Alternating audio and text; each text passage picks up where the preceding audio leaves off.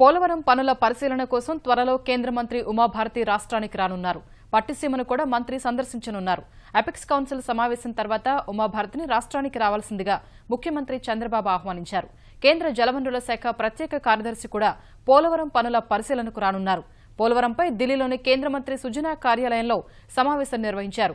సమావేశంలో జలవనరుల శాఖ ముఖ్య కార్యదర్శి శశిభూషణ్ కుమార్, ఈఎన్సీ వెంకటేశ్వరరావు, నాబార్డు చైర్మన్ హర్షకుమార్ పాల్గొన్నారు. పోలవరానికి రుణం ఇచ్చేందుకు నాబార్డు చైర్మన్ హర్షకుమార్ సంసిద్దత వ్యక్తం చేశారు. నియమ నిబంధనలు రూపొందించాక రుణం ఇస్తామని బన్వాలా తెలిపారు.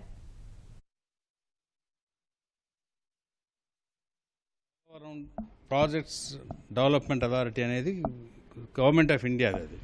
సో దానికి వాళ్ళు ఫండ్ చేస్తారు. అక్కడ నుంచి ప్రాజెక్ట్ ఇంప్లిమెంటేషన్కి ఇప్పటివరకు మనకు రావాల్సిన డబ్బు కూడా రీఎంబర్స్మెంట్ చేస్తానికి సిద్ధంగా ఉన్నారు. అక్టోబర్ 15కే వాళ్ళు ఫండ్ ఇవ్వడానికి రెడీగా ఉన్నారు. ఇప్పుడు ఉన్న దాంట్లో 2014 ఎస్టిమేషన్ అన్నారు. ఎస్కలేషన్ క్లాజ్ ఉంది కాబట్టి పెద్ద తేడా లేదు.